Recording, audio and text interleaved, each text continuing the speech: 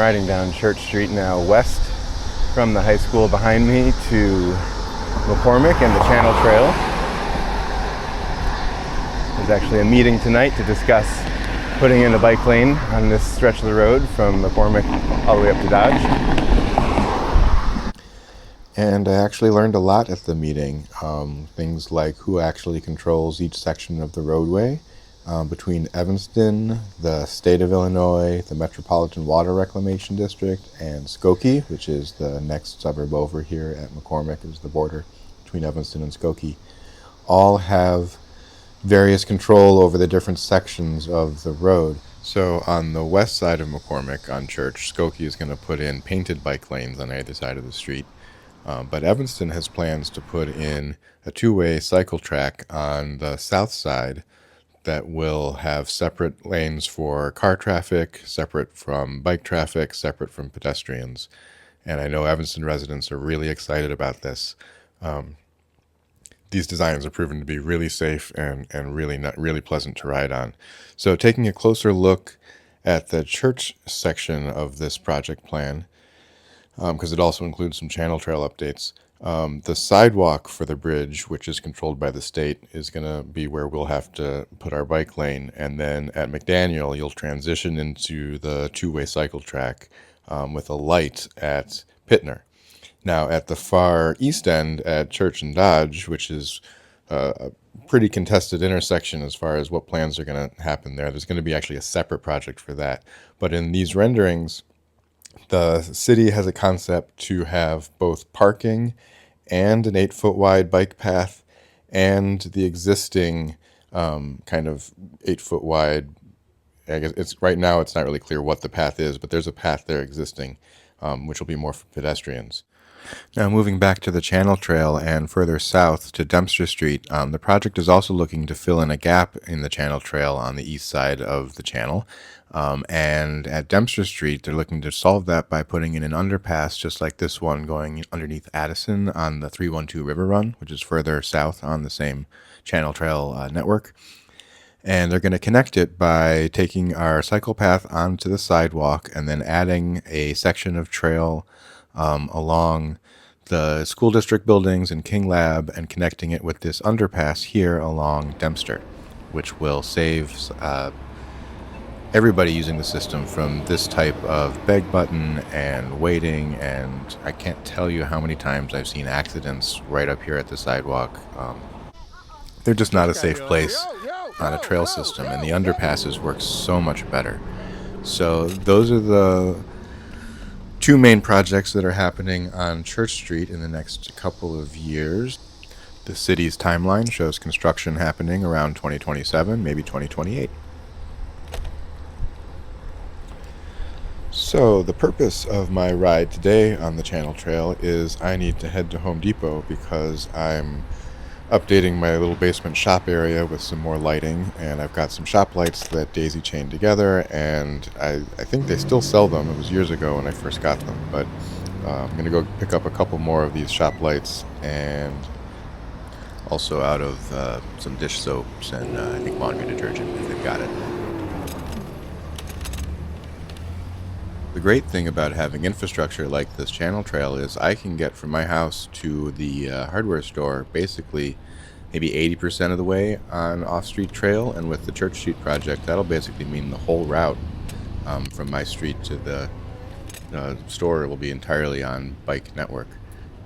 But you can see over this narrow sidewalk across the bridge, you can see how not having clear control over the infrastructure causes problems, because that's technically an area that's controlled by the Metropolitan Water Reclamation District, but they don't build anything, and it's in between Evanston and Skokie, so neither city has actual jurisdiction over it, so somebody has to volunteer to then spend taxpayer money or raise state or federal money, which, good luck right now. We can't build on it.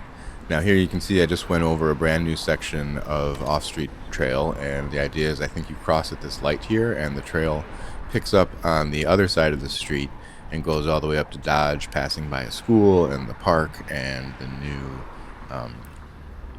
animal shelter.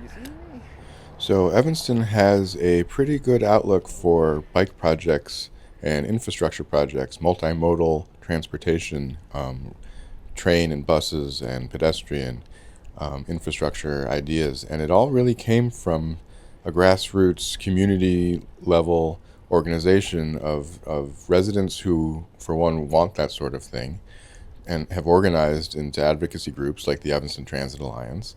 And we've elected the right kind of officials and hired the right kind of city staff, managers and directors who understand the value of alternatives to car transportation. As I pull into this giant parking lot past all the SUVs and minivans and trucks on my bicycle, that's like a 1990s Trek mountain bike with a couple of milk crates on it.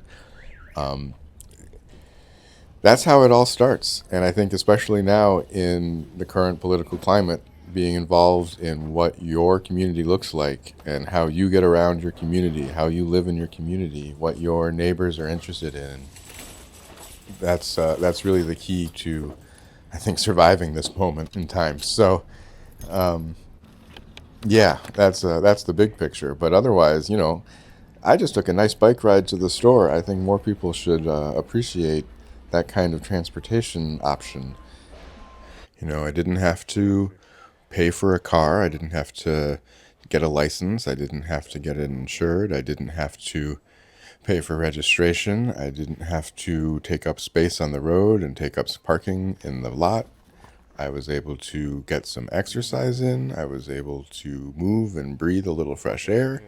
The benefits and the costs just makes total sense for using a bike for as many types of errands as possible.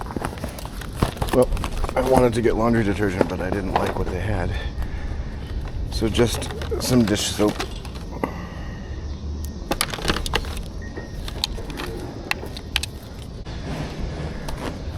Let's put you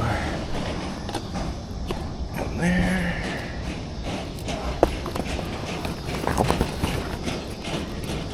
I think for heading home, that'll be just fine.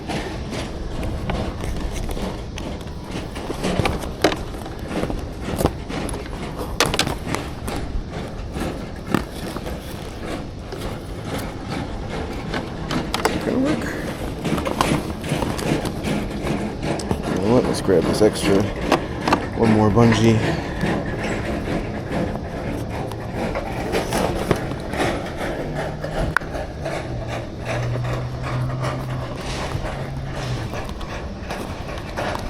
I think that'll be fine. Let's head home with shop lights.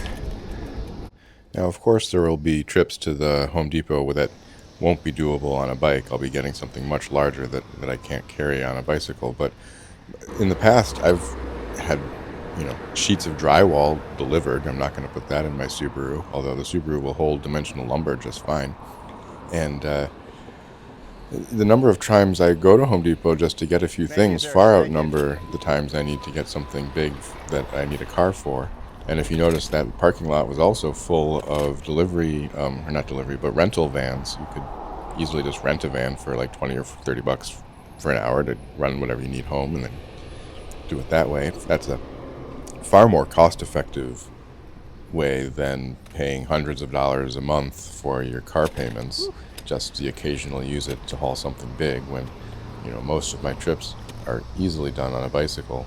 And I've used, as of now in September of recording this video, 8 gallons of gas in my car. We've basically gone from a 2-car, technically 3, 4, but 3 that run, and only 2 that we're actually using for daily commutes, but basically gone down to a 1-car family, and I'm able to use my bicycle for most of what we need.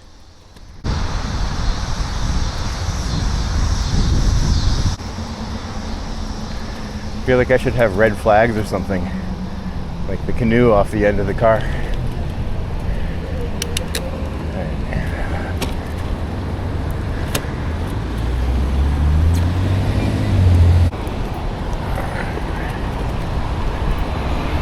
Go on the bike side, even though there's a big ass curb.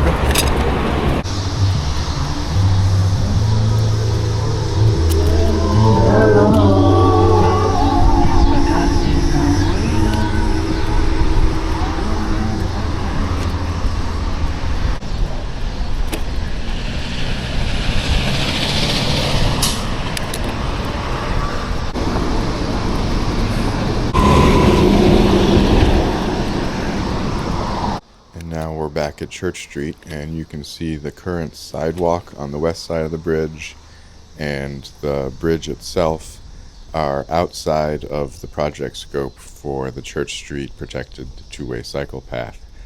So as far as I can tell, this nice bit of infrastructure will end at McDaniel, and this bridge as well as this section of sidewalk, although we'll have to push, maybe we can get this sidewalk resurfaced because you can see it's in terrible condition. But this corner here is where the path will start and begin. It will take a little bit of advocacy to make sure that that transition happens smoothly.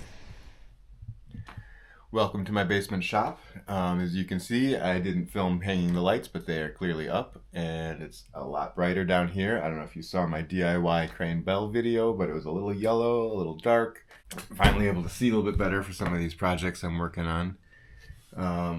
This is my old Specialized Allay, my first road bike. It's maybe 25 years old. But yeah, when I got it, it was a 3x Dura-Ace double. We're going to do square tape or keep the 105 bits. I'm hoping I can fit 30s on it. This is what I had on there, you know, red on red. I figured actually now once I got it to this point, I might as well paint it. I've never really liked the paint job on here. I'm going to have to do it soon, otherwise it'll get too cold. So, trying to decide how complex I want to go. 2 colors, 3 colors. That's where we're at. Thanks for watching. See you in the next one.